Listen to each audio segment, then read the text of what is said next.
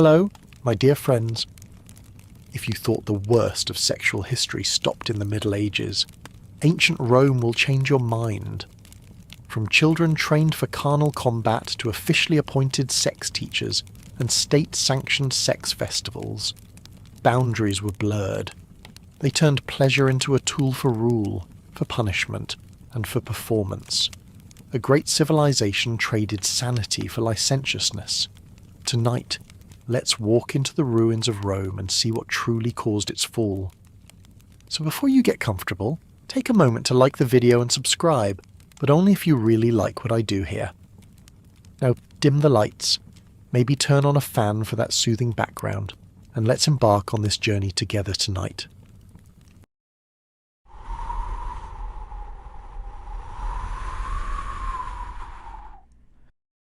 If you think sex was a private matter in ancient Rome, you're already misunderstanding the rules of their world. It wasn't about love or consent or personal freedom. Sex was public currency. It could build careers or destroy them. It could elevate a man to the top of the Senate, or strip him of everything with just one rumour. In Rome, sex was not something people did in the dark. It was how you proved your power, and how others measured your worth. The real danger wasn't in what you did, but in what others said you did.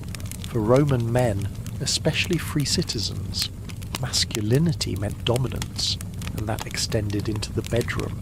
To be seen as the passive partner, or even suspected of it, could ruin a man's standing. A whisper in a bathhouse, a joke in a poem, a chant in the street. Those things could carry more weight than a speech in the Senate. That's because power in Rome wasn't just about political office or military success. It was about the image. Reputation worked like today's social media: one wrong post and everything collapses. Even a military hero could be mocked if people believed he lay beneath someone of lower status. They had no patience for nuance. Being passive meant weakness. It meant you were incapable of ruling yourself, let alone a province or an army. That's how serious it was. And the laws didn't always have to catch up. Just the rumour was enough. A man could lose his seat in the Senate, be cut off from his inheritance, or worse, find himself the target of public humiliation, with graffiti on walls and satire in plays. It wasn't illegal in every case, but it was unforgivable in most. That put a strange pressure on everyone. Men had to constantly prove they were dominant, even when no one asked. They avoided gestures that looked too soft. They stood in ways that looked firm. They walked like they had something to prove. It's like living in a world where your Tinder profile decides if you're allowed to vote. And they taught boys from an early age that you don't just survive by strength. You survive by keeping people from ever doubting it. For the elites, things were even worse. The more public your life, the more dangerous it becomes. Senators, generals, orators, all of them lived under the weight of sexual suspicion. Opponents would dig up anything. A jealous rival could send a slave to claim he saw something indecent. And because slaves were considered property, their word could be accepted without much question. It says a lot about that system when someone could lose everything just for not looking tough enough. In that world, truth mattered less than perception. And the women, they weren't even part of the equation, at least not when it came to honour. No one cared whether a woman was dominant or passive. What mattered was whether she belonged to someone else. A woman was the honour of her father, husband, or brother. If she was touched, it wasn't her reputation that was ruined, it was theirs. And so men guarded their women the way one might guard a prized statue. But even more twisted was the fact that women could be used to humiliate men. If your wife or daughter was known to be loose, it reflected on your failure to control your household. This obsession with control extended into law. The lex scantinia, one of Rome's vague moral laws, could be used against any man accused of taking the passive role. It wasn't used consistently, but that only made it more dangerous. It hung over everyone's head, ready to be enforced when politically convenient. It wasn't just about stopping certain acts. It was about using sex as a weapon, a tool for controlling who got to belong in Roman society and who didn't. In Rome, masculinity was not something you were born with. It was something you had to perform every day, in every setting. You had to avoid even the shadow of softness. There were no second chances. Once your name was associated with feminine behaviour, it clung to you. People would shout it in the forum, write it on walls, or laugh about it in poems. You could conquer entire territories and still be remembered for one bad rumour. The double standard was brutal, but it was also the foundation of Roman public life. Of course, this meant that many people were pretending. They smiled at the right jokes, ignored the wrong ones, and tried never to be alone with someone who might talk. There was no winning. Power was based on domination, but domination always made enemies. And those enemies would wait for the right moment to strike, not with swords, but with innuendo. What makes it worse is how normal it all seemed to them. They built a society on the illusion that power was clean, respectable, and masculine. But underneath, it was just fear. Fear of being laughed at. Fear of losing control. Fear of being seen as soft. That fear drove men to conquer, legislate, and silence anyone who reminded them of their vulnerability.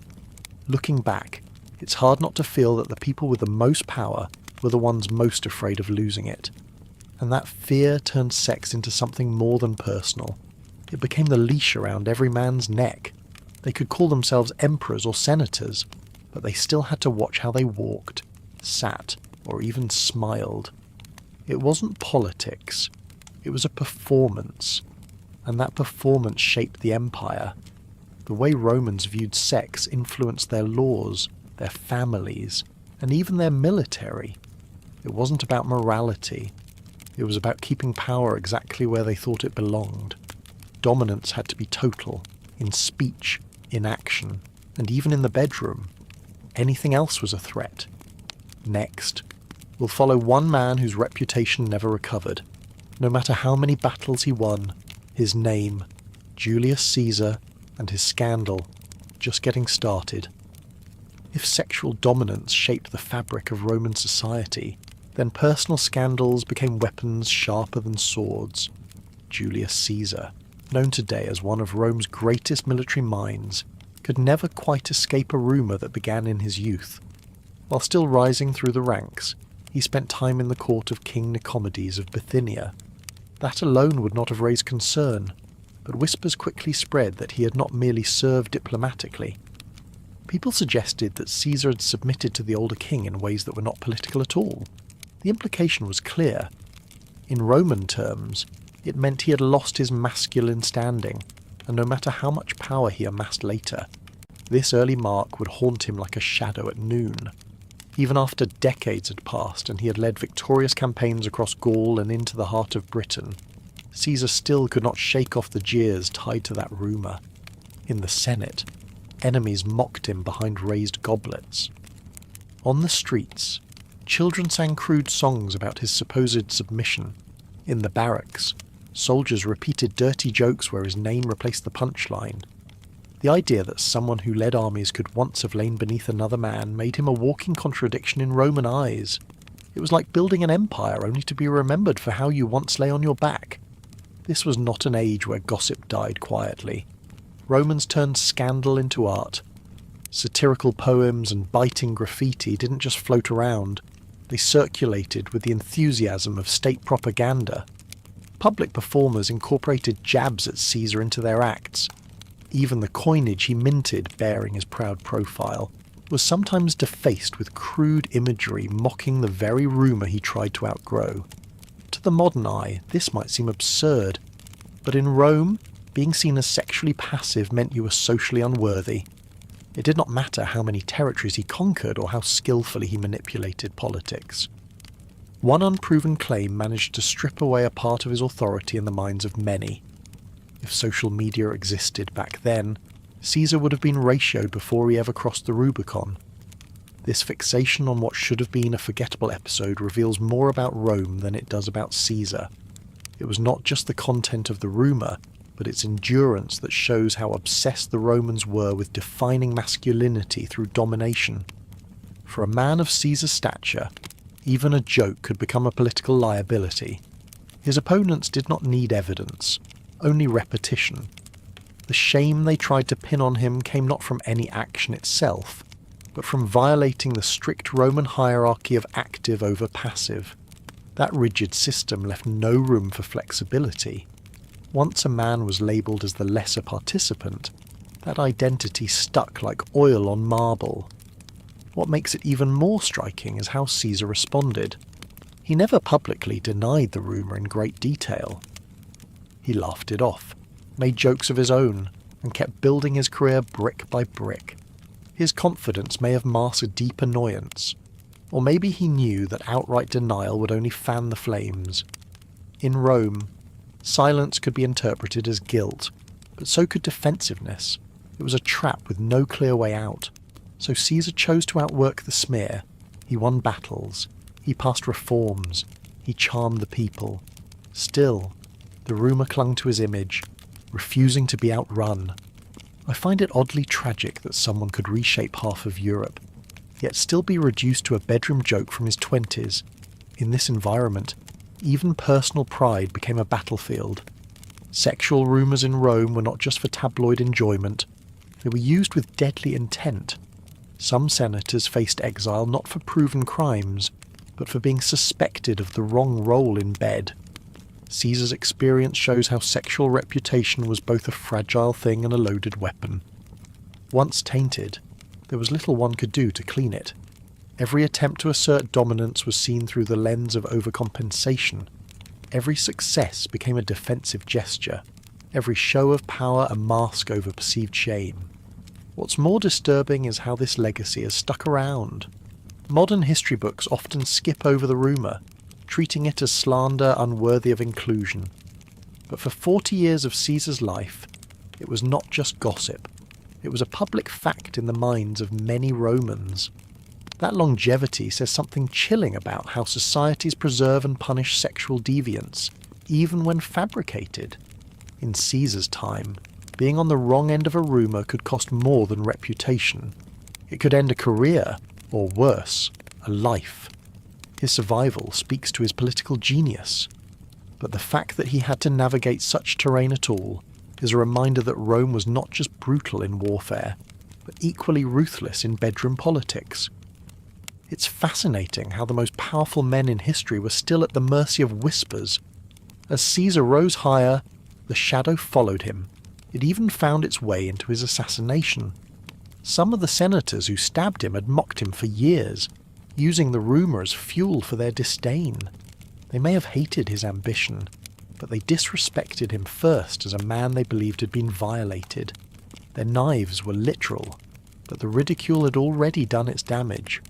Rome did not just kill Caesar once, it chipped away at him long before, carving shame into every statue and song. And so, while his legacy includes laws, campaigns, and calendars, there is also this darker thread, a reminder that in Rome, your legacy could be sabotaged by hearsay. The empire prized discipline and honour, yet reduced its heroes to caricatures with terrifying ease. Julius Caesar was not destroyed by lust or excess, but by the simple fact that someone somewhere said he bent the wrong way. In the court of public opinion, that was all it took. Next, we enter a world where not just rumours, but actual laws enforce these sexual codes. When one accusation could bring exile, disgrace, or death, surviving Roman politics meant more than strategy. It meant keeping your body in your bedroom perfectly aligned with the state. For those navigating the cutthroat politics of ancient Rome, rumours were dangerous, but written law could be lethal. The Lex Scantinia, one of the more obscure yet chilling pieces of Roman legislation, made it clear that sexual conduct was not just a private matter. This law specifically targeted men of free status who were suspected of playing a passive role in sexual acts. No proof was needed in the modern sense. A mere accusation, especially one supported by testimony from a household slave or rival, could be enough to end a career, strip away citizenship privileges, or even lead to exile. And unlike Caesar's long-suffered whispers, this wasn't just about reputation. It was state-sanctioned shame. The law was rarely written about directly, yet its presence loomed like a closed door no one dared to knock on. It created an invisible line in society, one that every man was expected to observe without question. Suppose a man of high rank was accused of having received rather than given. The law allowed for immediate legal and social punishment. Worse still, slaves and freedmen were often used as tools in these cases. Since they lacked honour under the law, their testimony against their masters could be manipulated, bribed, or coerced, especially in politically charged trials. More than one senator was brought down not by armies or assassins, but by whispers that travelled from kitchen to courtroom. It's like running for president and losing because your butler spread a rumour about how you snore. The implications of Lex Scantinia reached into marriages as well. While Roman society outwardly claimed to respect the sanctity of the heterosexual household, it still judged what went on behind bedroom doors.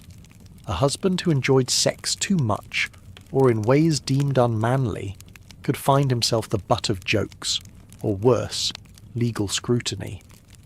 Incredibly, there were cases where even the manner of intercourse between husband and wife could be cited as evidence of moral corruption. If the man seemed soft or submissive in his behaviour, that alone could mark him as suspicious. In Rome, being married did not exempt anyone from the rigid rules of dominance. This paranoia created a constant tension in the elite classes. It was not enough to appear respectable in public. One had to embody masculine superiority in every movement, every word, and even in the unspoken details of one's private life. Lex Scantinia turned the entire body into a political object. How one carried himself, how he dressed, how he spoke, and certainly how he interacted sexually were all watched, discussed, and occasionally prosecuted. The law made sure that sexuality served the empire's need for control. In a twisted sense, it was a brilliant political tool. If a rival grew too powerful, accusing him under Lex Scantinia became a convenient shortcut. No duel, no debate, just a few words and a formal hearing. The burden of proof was light. The damage to reputation was immediate. Even if the accused was found not guilty, the stain remained. People remembered the accusation longer than the verdict. The system encouraged this. It kept men in fear, always vigilant of how others might interpret their behaviour. Honestly, it feels more like a high school cafeteria than the Roman Senate. This legal strategy was not confined to minor figures. Even prominent leaders kept records of who might be vulnerable to such charges. Political dossiers included rumours of bedroom behaviour. Soldiers sometimes joked that the best way to defeat a senator was not with swords, but with soft pillows and a well-placed story. The law blurred the lines between justice and blackmail. It gave moralists the power to ruin rivals without lifting a blade.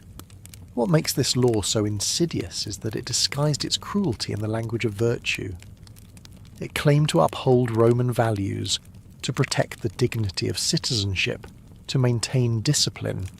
In reality, it policed masculinity with a tight grip and made sexuality a battlefield. The law did not target actual crimes, but rather punished failure to perform gender roles correctly. That meant every Roman man walked a tightrope. Even if he did nothing wrong, he had to constantly prove his innocence through posture, rumour control, and reputation management. I think this says more about the lawmakers than the accused. Some historians argue that the law was used sparingly. That may be true in official records, but its chilling effect was felt across generations. Its mere existence meant that certain lines of accusation were always available. It gave senators and generals a weapon hidden in plain sight. It also reveals a fundamental contradiction in Roman ideals. While they celebrated virility, they feared vulnerability so much that they built laws to deny its existence. A man could conquer a continent, but if he lost control in the bedroom, even once, he risked losing his social standing. Of course, such rules did not apply equally. Enslaved men, prostitutes, and those without property had no legal ground to stand on. They were assumed to be available, their bodies excluded from the privileges of dignity. This double standard made Lex Scantinia even more oppressive. It reinforced a caste system built not only on wealth and class, but also on how one was perceived to function sexually. The law was not about morality, it was about hierarchy. This legal backdrop helps explain why so many Romans feared rumours more than real threats. You could survive an assassination attempt with a strong guard, but a whisper needed no weapon, and with the law on its side, that whisper could become a sentence. Men learned to speak carefully, love cautiously, and present an image of dominance at all times. Not because it was natural, but because the alternative meant social death. As the empire expanded, the law remained a local spectre, tied more to culture than to territory. Still, its influence crept into provinces. Roman citizens abroad knew that their reputation could still echo back home. A careless affair in Gaul might return as a career-ending story in Rome. Even in far-flung posts, governors and officers carried the burden of masculine proof. The Lex Scantinia never disappeared in a dramatic blaze. It lingered quietly, half forgotten, half feared, until time wore down its teeth.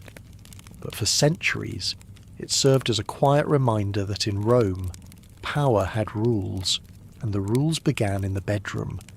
It was a law that shaped not just the actions of men, but their fears, their friendships, and their downfall. What happens when personal shame becomes political capital, and the state itself watches from behind the curtains? In the next part, we'll see how emperors like Nero twisted these very expectations into performances of their own, blending scandal with power in ways that blurred the line between ruler and spectacle. As Roman society twisted deeper into surveillance of masculinity, the lines between public authority and private dominance became even blurrier. The empire was not just ruled by law or sword, but by an invisible code that judged how a man behaved in the bedroom, in the forum, and even in his posture. In this world, dominance was not only expected in war or politics, but in the way a man carried himself. And at the very top, the emperor was seen as the embodiment of that control. He could dominate, order, possess. But no one could do the same to him. That wasn't just etiquette. It was a rule of survival. Any reversal of this expected role, even imagined, could unravel a man's standing. In a world where authority was linked to sexual control, the worst accusation for a man was not that he was immoral, but that he was passive. To submit meant to fall beneath someone else in the rigid ladder of honour. And if that someone else was lower in class or power, the shame multiplied. So powerful was this fear that even a glance, a relaxed posture, or a poorly timed laugh could stir suspicion.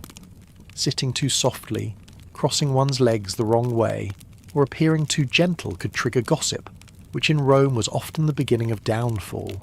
The emperor himself set the standard. He was meant to be the ultimate dominant force, immune from control. But he was also the most watched man in the empire. Every gesture, expression, and sentence was scrutinized. Even emperors had to watch how they walked, how they held their cup, how they looked at a servant.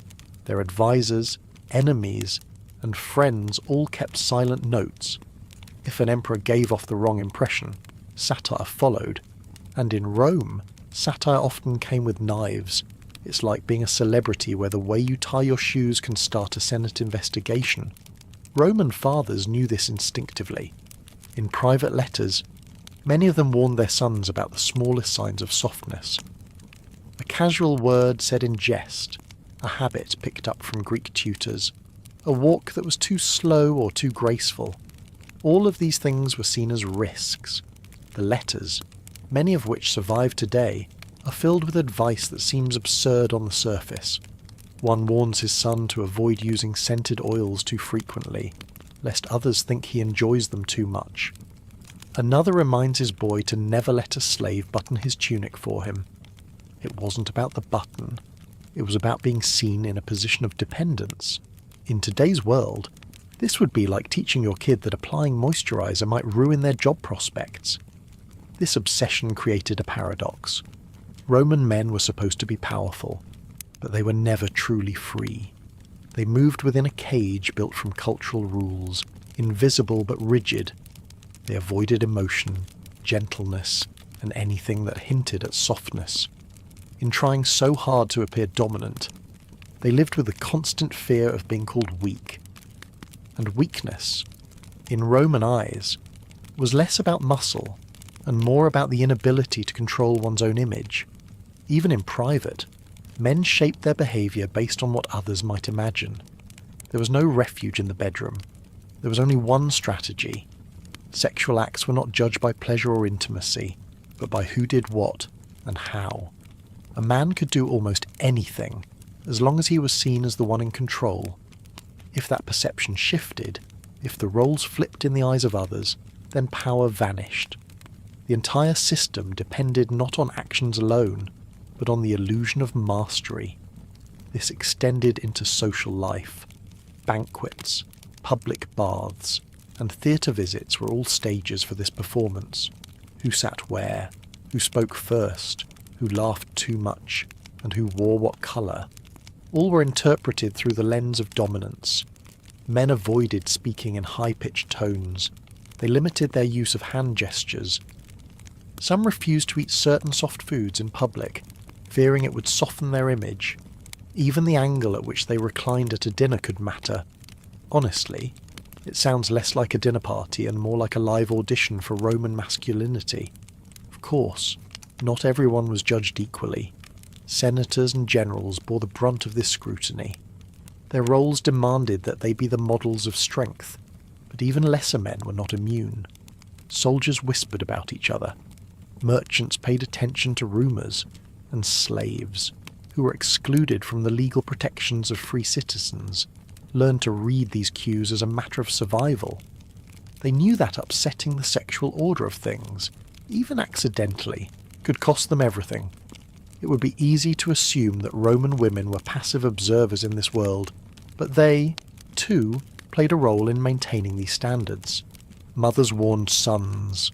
Wives defended husbands' reputations. Courtesans and companions understood exactly how fragile masculine pride was, and sometimes used it to their advantage. Everyone in the system knew the rules. Everyone feared what would happen if they slipped up. There were no second chances. If a man fell in public esteem, he could not simply reclaim it with a military victory or a bold speech. A reputation stained by perceived passivity was hard to clean. It followed him into political dealings, into courtrooms, and even into death.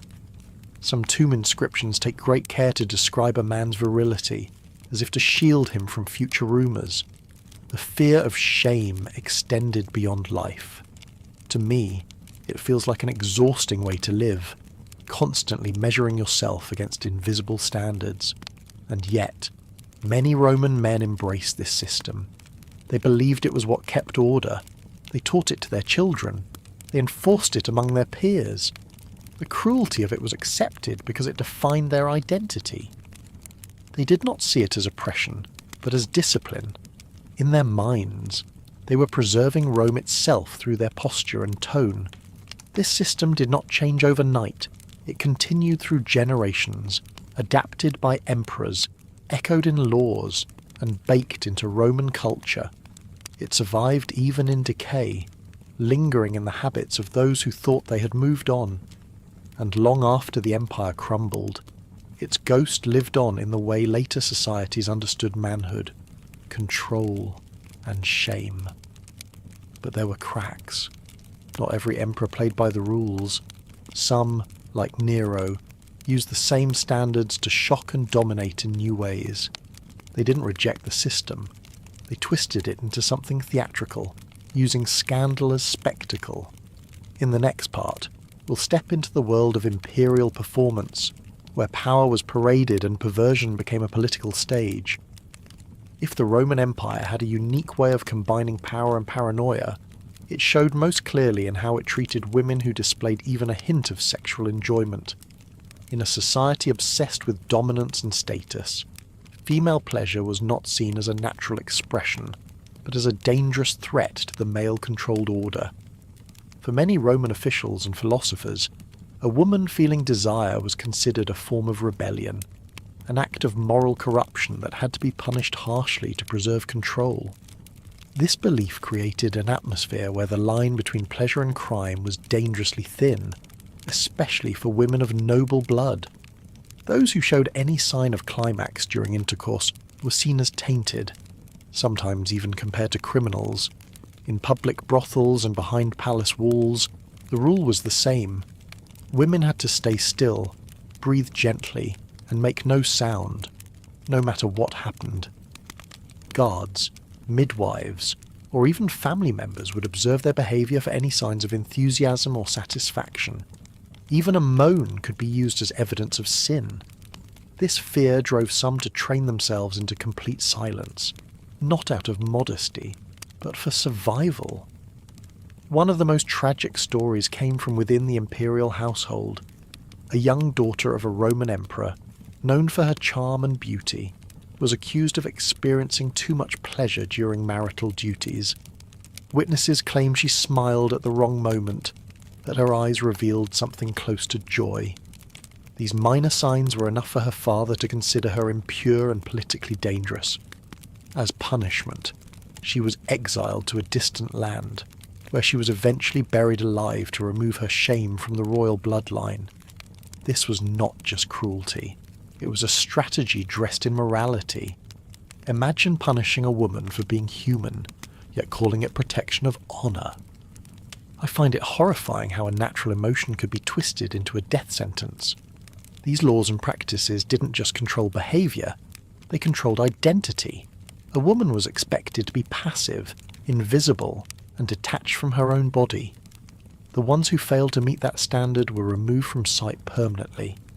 And the worst part was that many of these women came from the same elite families that made the rules in the first place. In a twisted way, their own status made them more vulnerable. There were no courts or fair trials in most of these cases. Rumours and gestures were enough. Sometimes a servant's whispered accusation or a jealous rival's remark was all it took to condemn a life. Because sexual reputation was tied so deeply to family honour, even the suspicion of too much enjoyment could be the beginning of a quiet execution. The bodies disappeared, but the fear remained, and that fear shaped the lives of countless others. The effect was generational. Mothers warned daughters not to feel. Sisters taught each other how to fake boredom. Letters between noble women discussed tips on how to avoid suspicion during intercourse. Blank stares and slow breathing became skills passed down like family recipes. Feeling nothing became a symbol of status and safety. In this strange world, emotion was not weakness, it was a risk. And yet, despite all the rules, some women rebelled in small ways. A soft sigh, a hidden smile, a pause in breath. These little acts of defiance were rarely noticed, but they mattered. There were signs that even under constant surveillance, the human spirit found ways to survive. But many paid dearly for it, in the grand theatres of Rome, where violence and entertainment mixed freely. Few spectators knew that the same logic was playing out quietly in private bedrooms. Just as gladiators fought to the death for honour, women were judged for feelings they could not control. It was a society that feared pleasure more than pain, and punished the former with greater cruelty. What began as a cultural suspicion became an unspoken law. The ideal Roman woman was cold, controlled, and untouched by desire. She was a statue, admired for her silence. Those who deviated, even slightly, faced outcomes that were final and brutal. They vanished, leaving behind only whispers and warnings. Tonight, we turn to the doctors of Rome, who gave these fears a scientific voice and made them even harder to challenge. Ancient Roman medicine did more than just diagnose physical ailments. It created a whole framework of beliefs that turned women's sexuality into a threat to public order. Physicians were not only trusted with the health of the body, but were also given the authority to interpret signs of moral decay. For Roman men, control over female desire was seen as a necessary part of social stability, and doctors became part of the system that enforced it. Some medical texts taught that even experiencing pleasure could unbalance the mind, opening the door to madness, hysteria, or even demonic possession. It wasn't just a matter of superstition, it was institutional logic, backed by educated men and political norms. The physician Serranus, known for his influential work on gynecology, advised that women should avoid all forms of emotional stimulation. In his view, desire weakened the female constitution. He believed that women who felt arousal were at risk of developing what he called uterine fury, a supposed condition in which the womb wandered through the body, disrupting reason and triggering irrational behaviour. This theory might sound absurd today, but at the time it was used to justify practices that forced women into emotional silence. They were told to stay calm, speak softly, and suppress any hint of interest in intimacy. The idea went further. Some medical authorities warned that women who smiled during sex could be marked for execution. Smiling, laughing, or even moaning were all considered signs of disobedience or spiritual corruption. It wasn't enough to remain loyal. A woman had to be entirely passive, silent, and emotionally flat.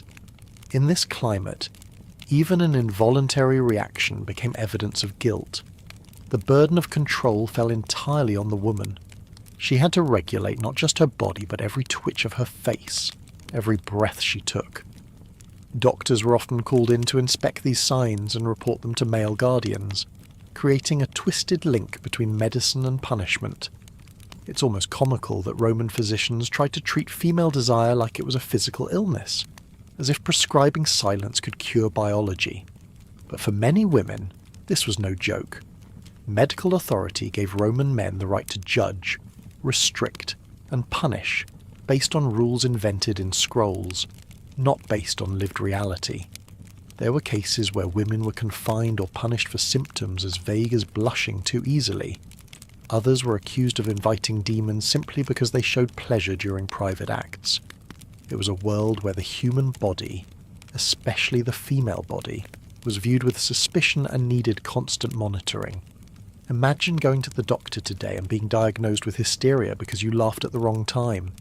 It sounds ridiculous, but in ancient Rome, that could have been a death sentence. In the name of balance and order, emotions were criminalized. Some temples even required priestesses to undergo regular checkups by male physicians to ensure their purity. Any hint of warmth in the skin, change in breathing, or increased heartbeat was taken as proof of forbidden indulgence. These checkups weren't just invasive, they were ritualized forms of control. What passed as medicine was, in fact, another arm of the social machinery that kept women quiet and fearful. I find it disturbing how easily knowledge can be twisted to support cruelty. What began as curiosity about anatomy turned into a tool for oppression. The doctors weren't madmen or cult leaders. They were educated, respected, and widely read. Their writings were passed down for generations and used to justify countless restrictions on women long after the Roman Empire fell. Their conclusions were presented as objective truth, even though they had no real scientific basis. It's a sobering reminder of how power can hide behind the mask of professionalism, and how harmful ideas can survive when left unchallenged. Some texts even describe treatments to suppress female pleasure. These included cold baths, herbal pastes applied directly to the body, and diets designed to dry the womb. The aim was not health, but compliance. A woman who showed signs of physical arousal was labelled defective or dangerous. In extreme cases, young girls were treated preemptively with routines to keep their bodies calm.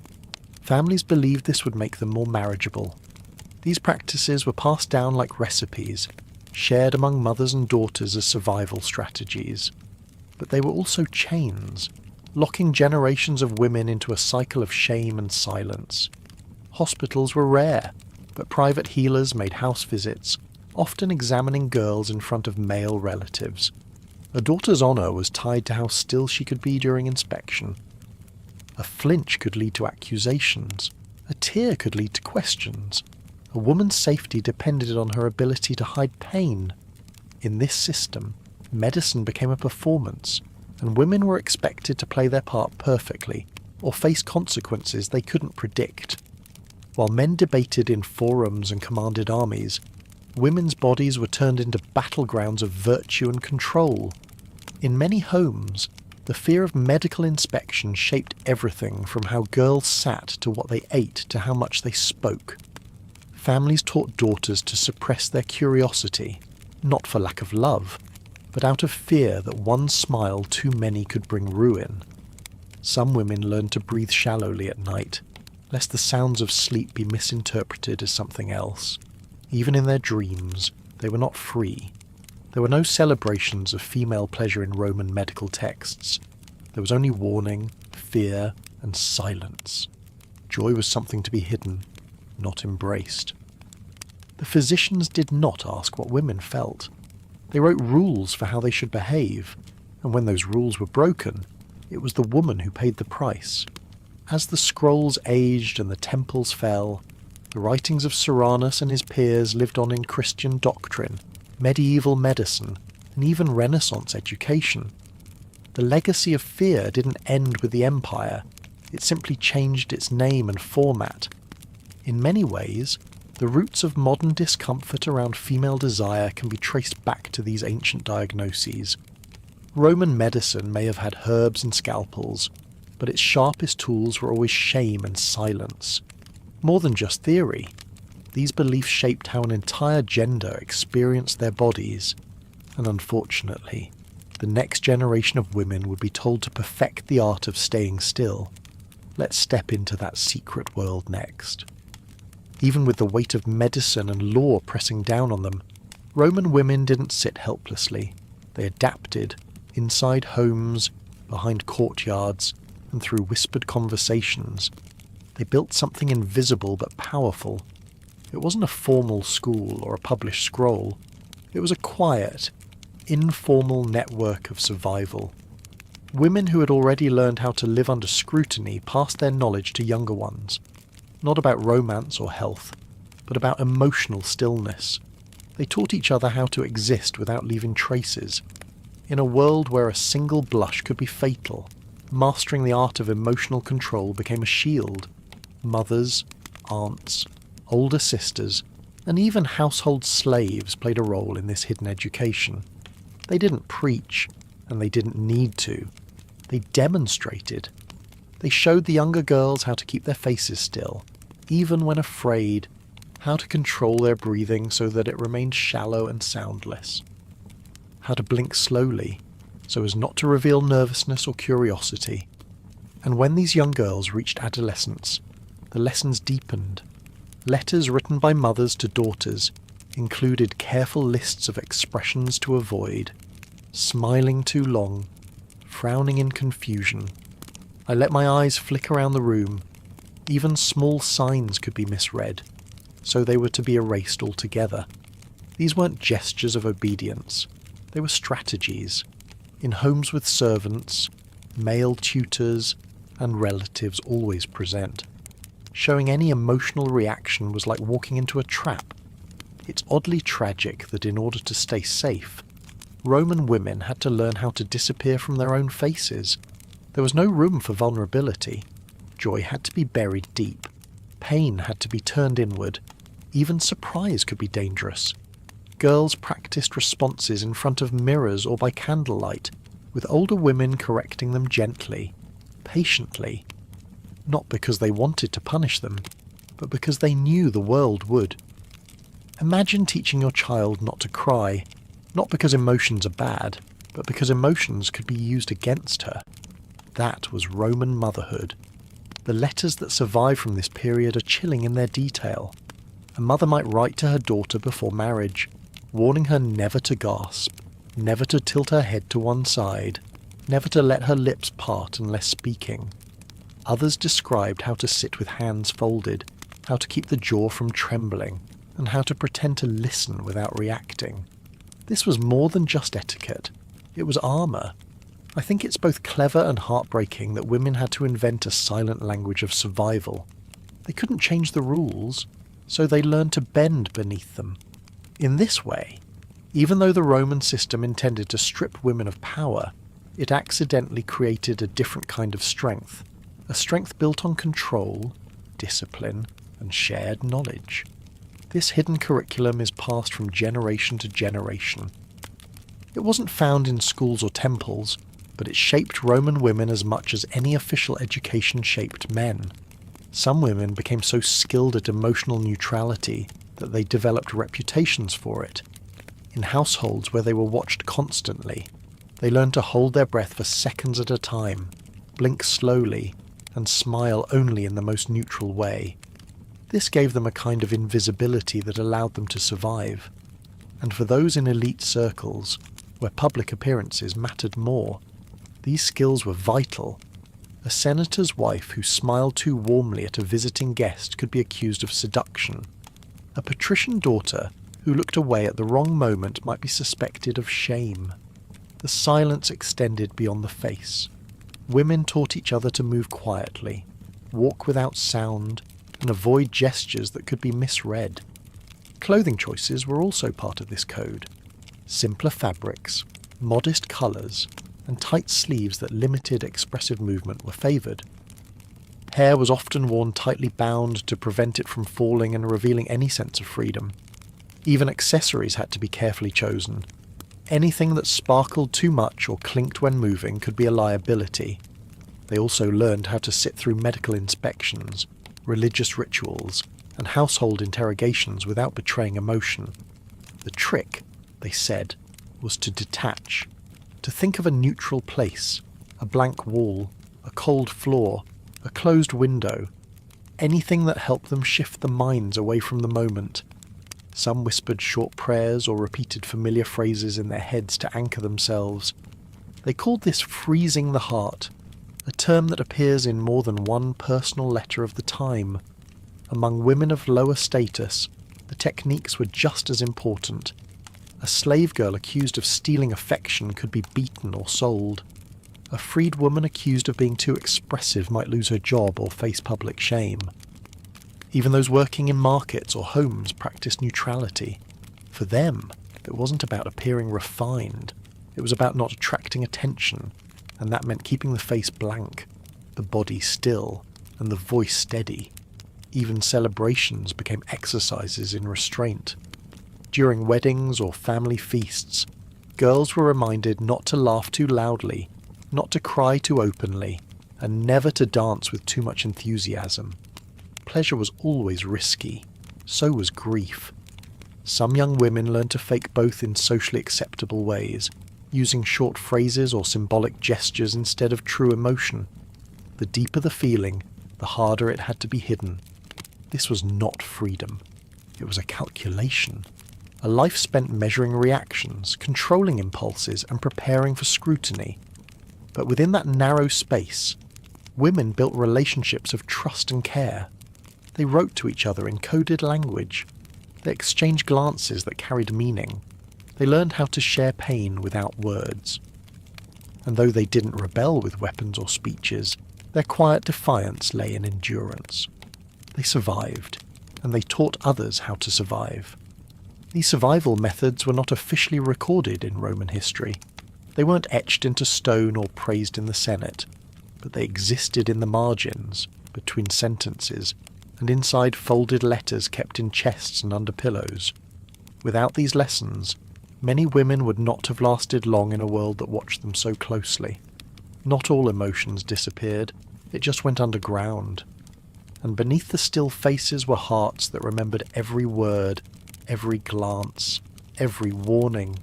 The silence was not empty, it was full of stories. Next, we'll see how some of these women used even that silence to challenge the system in ways no one expected. After learning how women passed down emotional discipline in silence, we step into another shadowy layer of Roman society. Here, fear wasn't just tied to appearances or behaviour, but to something deeper, pleasure itself. In particular, female pleasure. It became the target of religious blame, moral suspicion, and even supernatural fear. People didn't only whisper about women who smiled too much. They began to believe those smiles had power, dangerous power, power that could ruin a harvest or cost a war. In the Roman worldview, not everything had a natural explanation.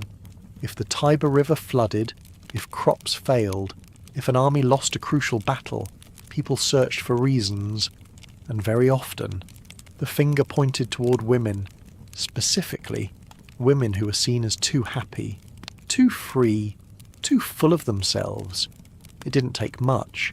A young bride who laughed too brightly, a wife who was rumoured to enjoy her husband's company too much, a widow who dared to live with joy. These women became convenient scapegoats for problems no one could control.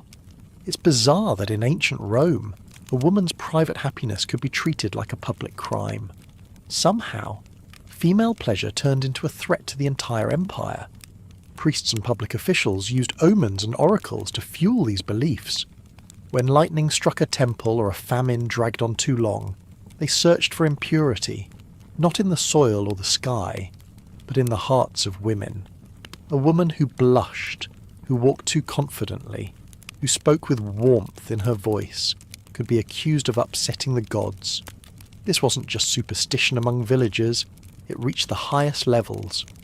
Political leaders repeated these ideas in public speeches. Religious leaders turned them into doctrine. Even philosophers wrote essays blaming female desire for social decay. It became so widespread that households began to monitor the emotional behaviour of wives and daughters as a form of civic duty. If your wife seemed too cheerful, you were expected to discipline her. If your daughter smiled too often, she needed guidance. Women were warned again and again your joy might be the reason your people suffer. In a way, this sounds like blaming bad weather on someone's laughter, and yet it was a real fear that shaped lives for generations. One of the clearest examples of this twisted belief system was how they treated the Vestal virgins. These were priestesses of Vesta, the goddess of the hearth. They were selected as children and expected to remain virgins for decades. But it wasn't just about sexual purity. It was about emotional emptiness. Vestal virgins were praised for being blank, calm, free from desire. They weren't just forbidden from intimacy. They were forbidden from wanting anything too much. Even devotion had to be quiet. These women wore white robes, walked with soft steps, and lived in strict isolation. Their movements were watched. Their expressions were studied. And if they ever broke the rules, the punishment was terrifying. A Vestal who showed signs of passion, or who was caught in a forbidden relationship, could be buried alive. That was the sentence. No trial by jury, no appeal, just a hole in the ground and a slow, hidden death. All because her emotions were seen as dangerous. This belief that a woman's feelings could doom a society wasn't just about control, it was also about fear. The Roman system couldn't explain certain things: natural disasters, military losses, disease. So it created a target. It created the idea that female desire wasn't just suspicious but destructive. It didn't matter if the woman in question was poor or noble. Once she was accused of bringing misfortune through pleasure, she became untouchable. I think it's one of the darkest parts of Roman thought. Turning something as human as happiness into a national threat reveals just how much fear ruled the empire. For everyday women, this meant living with constant caution, even inside their homes. They had to limit themselves, not just their actions, but their reactions. A husband might grow angry if his wife seemed too excited. A neighbour might report a woman who danced at a family gathering, and once accused, there was no safe path forward. Silence didn't protect you, neither did tears. Once people believed you had cursed the city with your joy, it was nearly impossible to convince them otherwise. This fear spilled into literature. Plays, poems, and fables often portrayed cheerful women as witches, seductresses, or omens of bad luck. Even in entertainment, joy became suspicious. Public statues avoided showing women with wide smiles. Paintings depicted female figures in passive poses, with calm or even vacant expressions. Art followed belief, and belief shaped everything else. These ideas didn't stop at the border of Rome. They influenced neighbouring cultures and continued long after the empire's decline. Even in later Christian doctrine, echoes of these Roman fears remained. Pleasure became something to be ashamed of, especially for women. Chastity was not just a personal virtue but a public shield, and those who failed to wear it properly became open targets for shame and punishment. Back in Roman homes, mothers continued to teach daughters the same warnings. Don't laugh too loudly, don't show your teeth, don't enjoy things too much. They weren't just trying to raise good daughters, they were trying to keep them safe, and the cycle continued. Generation after generation of women who were told that to be happy was to be selfish, that their own pleasure might cost the entire village its harvest. Even when things went well, success was never credited to women. If a war was won or the rains returned, it was because the men led well. If disaster followed, someone would remember a woman who had smiled on the wrong day. The blame always found a way. Despite this, women still found ways to share joy in private, in quiet rooms, behind closed shutters, in whispered songs and silent touches. They learned to separate public stillness from private feeling. They created small spaces where they could exist fully, if only for a moment, and that, too, was survival. Next, we'll explore how Roman men turned these fears into laws, trying to control every inch of a woman's body and even her sleep. The fear of female emotion and desire in Roman society did not only apply to wives, daughters, and noble women, it reached even into the heart of the religious system, where the most revered women in Rome lived under rules so strict that one misstep could end their lives. These were the Vestal Virgins, the priestesses of Vesta, and their lives were a constant balance between privilege and peril. On the surface, they were honoured like royalty, but beneath that surface, they lived every day with the knowledge that a single suspicion could seal them into a tomb before they had time to speak. Chosen in childhood, often between the ages of 6 and 10, these girls were taken from their families and brought into the Temple of Vesta. There, they would live for decades, away from the ordinary world. Their duty was to guard the sacred flame of Rome, a fire that symbolized the city's eternal life. Letting it go out was a bad omen, but the real fear was not the flame, it was their purity. A Vestal was expected to remain a virgin for 30 years, not just physically, but emotionally, mentally, entirely untouched by any form of passion. Their lives were not poor, they were given homes, servants, and wealth. They rode in chariots and had front-row seats at the theatre. Men bowed to them. Even consuls treated them with deference. But this power came with a price that no man would accept. If a Vestal was ever suspected of losing her virginity, even without proof, she would be punished in the most terrifying way. She would be buried alive, not executed in the open, not allowed to defend herself. She would be led, in silence, to a chamber underground, given a lamp, some bread and water, and then left. The entrance is sealed. No one spoke her name after that. It's hard to imagine a modern celebrity walking a red carpet knowing they might be entombed if a rumour gets out. Yet that was the quiet horror behind every honour the Vestals received. They were symbols of Rome's purity, and like all symbols, they were fragile. A smile at the wrong man, a glance that lingered too long, or even an illness that changed the body's shape could trigger suspicion. There was no court to appeal to.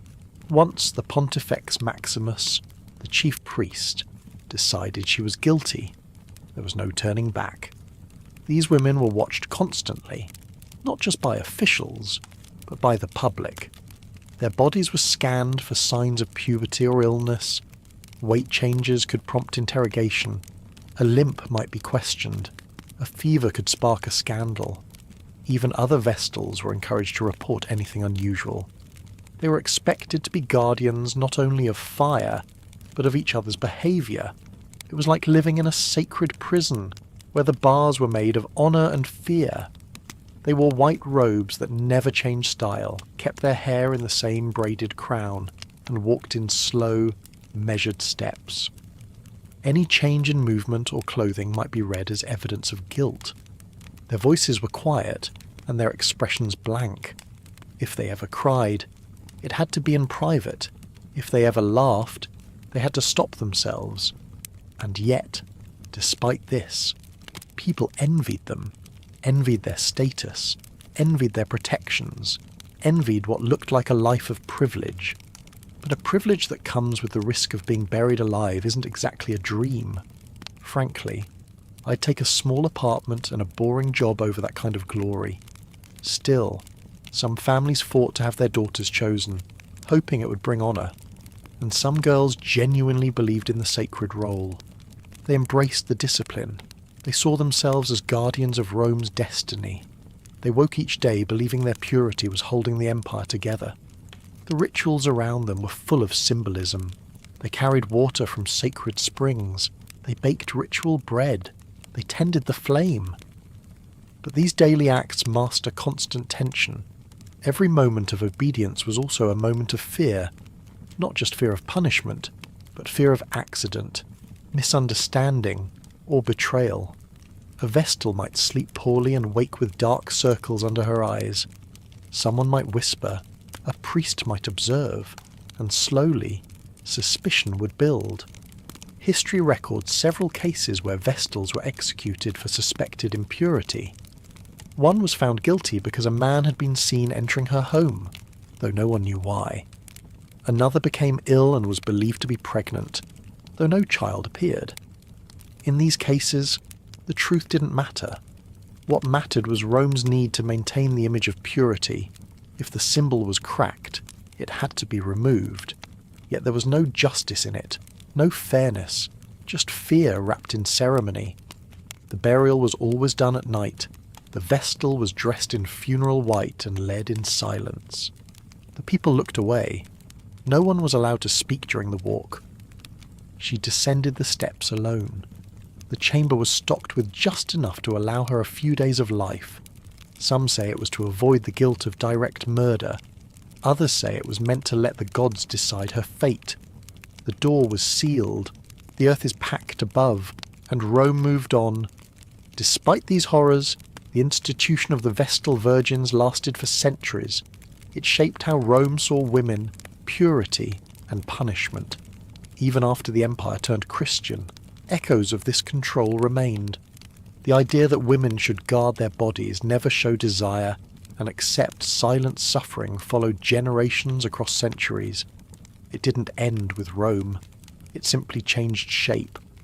Some modern historians look at the Vestals as empowered women, holders of sacred duty and high influence.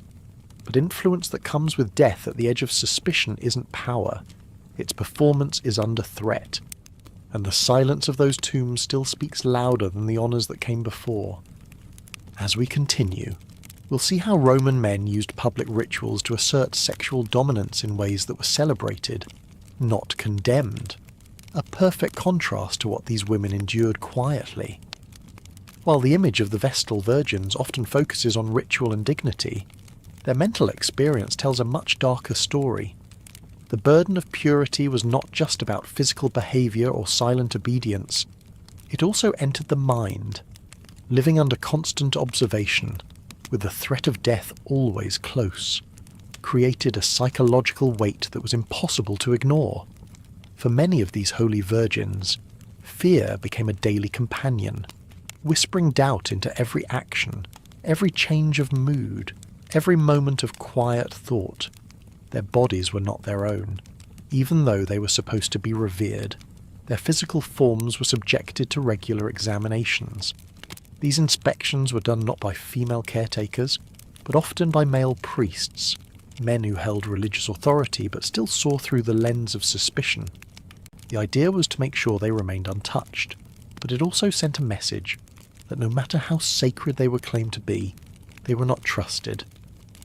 Their flesh was never fully private. A bruise or a rash could lead to questions. A mark on the skin might raise alarms, and there was no room to protest. Skin that looked too pale was seen as a sign of internal corruption. A flushed cheek might be called lust. Even natural changes, like the effects of temperature or stress, could be twisted into accusations. It's almost funny how a little sunburn could suddenly mean you were an agent of sexual chaos. but the laughter never reached the women living through it.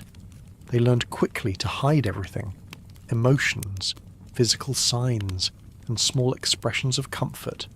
Even standing too straight might appear confident, but confidence was not a trait they were supposed to display.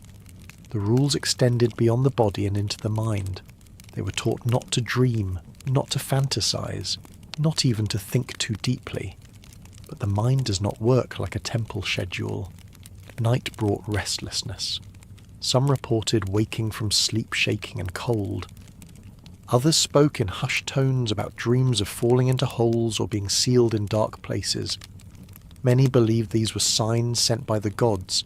Others saw them as warnings of what might happen if they slipped.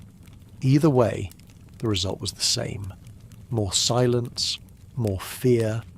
If a modern woman had to be examined weekly by her boss to keep her job, we'd call it abuse, not devotion. But in ancient Rome, it was accepted as part of religious duty. It was framed as her holy sacrifice, and to resist meant death. There are surviving writings, letters, and records from that time that hint at the emotional toll. Mentions of women refusing food, of scratching their arms until they bled, of standing still for hours, afraid that movement would be misread. They were not allowed mirrors. Their reflection was not for them. It was for the priests to interpret. Some Vestals turned to self-punishment. The logic was strange, but it made sense to them. If they hurt themselves first, maybe no one else would. If they looked tired, ill, or subdued, maybe they would appear safer, less suspicious. Some even believed that visible suffering might protect them. Pain became a kind of armor, but even that strategy had limits. Too much pain, too many injuries, and people would begin to whisper about madness. Then the cycle of observation would tighten again. I think no belief system should make young girls dream about being buried alive. But ancient Rome wrapped cruelty in ceremony. The system didn't care about comfort or well-being. It cared about appearances. Purity had to be visible, not just real. It had to be shown through pale cheeks, stiff posture, silent mouths, and the absence of laughter. Anything outside those lines invited questioning, and questioning could lead to disaster. This pressure did not just affect the individual, it poisoned relationships. Sisters turned cold. Older Vestals became distant, even cruel, fearing that kindness would make them vulnerable. There are stories of one priestess reporting another for something as small as a torn robe. The fear that lived inside them did not come from the gods. It came from the humans around them, from the rules they were forced to carry. Even when the women followed every rule, lived without complaint, and performed every ritual correctly, they were not safe. A new priest could arrive and bring new suspicions. A passing illness could create a rumour. A political rival could accuse of personal gain. There was no way to prepare for that. All they could do was stay quiet and hope.